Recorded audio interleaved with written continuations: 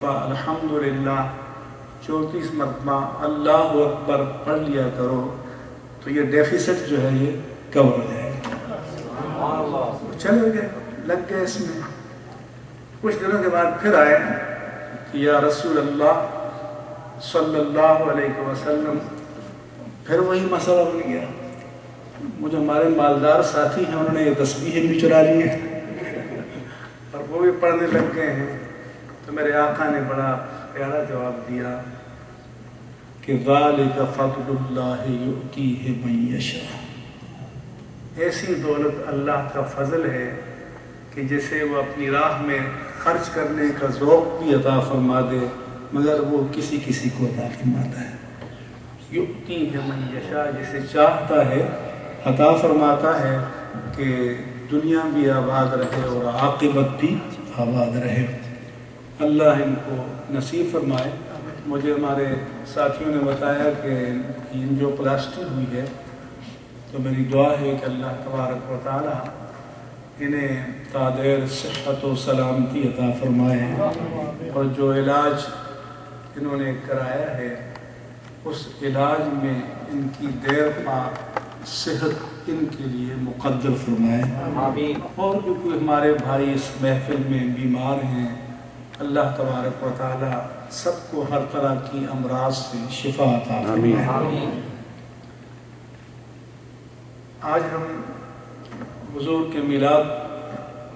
کی مناسبت سے یہاں بیٹھے ہیں،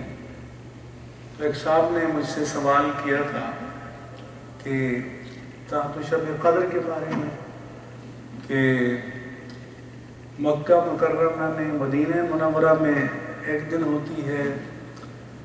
دوسری جگہ دوسرے دن ہوتی ہے، کہیں تیسری جگہ تیسرے دن ہوتی ہے، تو رات تو ایک ہی ہوتی ہوگی، تو یہ کس کو ملے گی؟ میں نے کہا ایک ہی رات کا تصور وہ کرتا ہوگا جس کے نزدیک رب کے خزانے میں ایک ہی رات ہوگی، لیکن رب چاہے تو سب راتوں کو شب قدر بنا سکتا ہے۔ بے شک بے شک۔ زیادہ حرمین طیبین والوں کو ان کے حساب سے، ہمارے پاکستان والوں کو ہمارے حساب سے، یہاں والوں کو یہاں کے حساب سے عطا فرمائے گا۔ سب کو پوری برکت اور پوری سعادت ملے گی۔ جیسے ہماری نمازوں کے جمعے کے اوقات الگ ہیں، لیکن حضور کا وعدہ ہے کہ جمعے کے دن جب ایک خطیب خطبے کے لیے کھڑا ہوتا ہے تو وہاں سے نماز سے فراغت تک ایک لمحہ قبولیت دعا ہے، جسے نصیب ہو جائے اس کی دعا قبول ہو جاتی ہے۔ اب جمعے کے اوقات تو دنیا بھر میں اپنے اپنے ہیں، لیکن ہمارا ایمان ہے کہ جو جہاں پر بھی جمعہ پڑھتے ہوں گے، اللہ تبارک و تعالی ان سب کو یہ نعمت عطا فرماتا ہوگا۔ اور ویسے بھی کسی نے کہا کہ رحمت حق بہانہ می جوید، اس کے ایک معنی تو وہ ہے کہ اللہ کی رحمت بہانہ ڈھونڈتی ہے کہ کسی بہانے سے نواز دے۔ ایک بہا کے معنی دولت کے ہوتے ہیں، جسے کہتے ہیں کہ یہ بے بہا چیز ہے، بڑی انمول چیز ہے، تو اس کے ایک معنی یہ کیے کہ رحمت حق بہا نمی جوید، اللہ کی رحمت نوازنے کے لیے بڑی دولت نہیں مانگتی، کوئی چھوٹی سی بھی چیز اس کو پیاری لگ جائے تو اسی پہ نواز دیتا ہے۔ تو آج یہاں حضور کی نسبت سے بیٹھے ہیں، اللہ تبارک و تعالیٰ سے میں دعا کرتا ہوں کہ اسی کو اپنی بارگاہ سے بے بہا بنا دے اور انمول بنا دے اور شرف قبولیت عطا فرما دے۔ سیدنا محمد الرسول اللہ صلی اللہ علیہ وآلہ وسلم بن عبداللہ بن عبد المطلب بن ہاشم بن قصی بن کلاب بن مرہ بن کعب بن لؤی بن غالب بن فہر بن کنانہ بن نضر بن خزیمہ بن مدرکہ بن الیاس بن نزار بن مدر بن معد بن عدنان رضی اللہ تعالیٰ عنہ،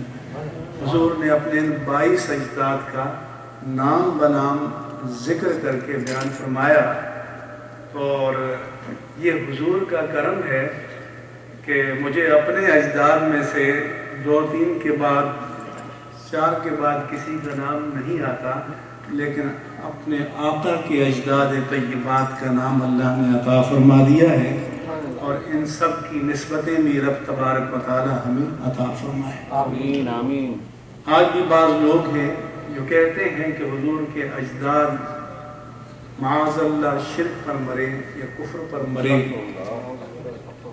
لیکن ہم کہتے ہیں کہ قرآن فرماتا ہے کہ انما المشرکون نجس، مشرک ناپاک ہوتے ہیں، مشرک ناپاک ہوتے ہیں، اور حضور فرماتے ہیں کہ اخرجت من الاصلاب الطاہرین الی الارحام الطاہرات، حضرت آدم و حوا علیہ السلام سے لے کر حضرت عبداللہ و آمنہ رضی اللہ تعالی عنہما تک حضور فرماتے ہیں کہ میرے نسب پاک میں جتنے بھی باپ آتے ہیں، جتنی مائیں آتی ہیں، وہ پشتیں بھی پاک اور نورانی تھیں، اور وہ بطن بھی پاک اور نورانی تھی۔ سبحان اللہ۔ مشرک تو ناپاک ہوتا ہے، حضور فرماتے ہیں کہ وہ سب کے سب پاک تھے، طیبات تھے، اور آپ کے اجداد میں سے 8ویں پشت میں حضرت کعب بن مالک ہیں، جو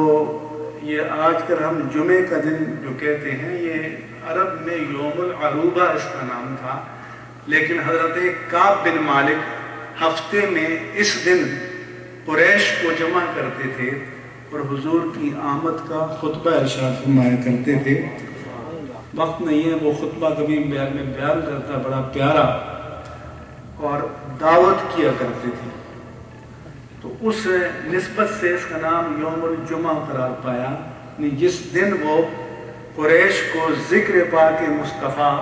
صلی اللہ علیہ وآلہ وسلم اور آپ کی بشارت کے لیے جمع کرتے تھے، تو وہ دن جمعۃ المبارک قرار پایا۔ تو لوگ کہتے ہیں کہ یہ میلاد کی محفل کہاں سے آئی؟ میلاد کی محفل تو ازل سے آئی ہے،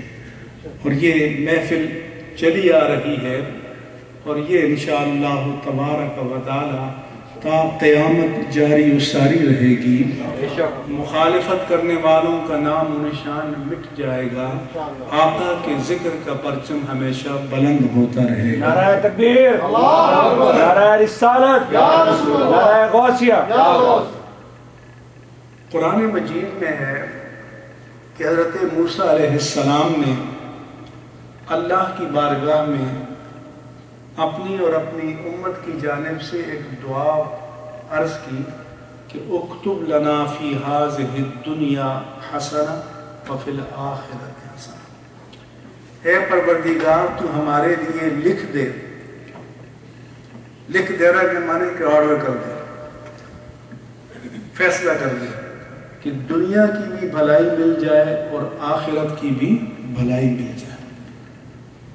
دنیا کی بھلائی یہ ہوتی ہے کہ ڈیوٹی آسان ہو جائے، احکام آسان ہو جائیں، اور آخرت کی بھلائی یہ ہوتی ہے کام تھوڑا ہو مزدوری زیادہ ہو، کام تھوڑا ہو اور اجرت زیادہ ہو۔ تو اللہ جل شانہ نے جواب میں ارشاد فرمایا کہ تم نے جو مانگا ہے میں لکھ تو دوں گا، لیکن تمہارے لیے نہیں کسی اور کے لیے لکھ رہا ہوں۔ فرمایا کہ ان کے لیے لکھ رہا ہوں جو رسول نبی امی کی پیروی کریں گے، یجدونہ مکتوباً فی التوراۃ والانجیل، اور جو اپنے پاس سابق صحیفوں تورات اور انجیل میں اس نبی اعظم کے تذکرے لکھے ہوئے پائیں گے، ان کی شان یہ ہوگی کہ یدعو عنہم اسرہم والاغلال التي كانت في اعناقهم، کہ انہیں کفر و شرک کے بوجھ سے، ظلمتوں کے بوجھ سے، ضلالتوں کے بوجھ سے اور بندوں کی غلامی کے بوجھ سے وہ نبی نجات عطا فرمائے گا۔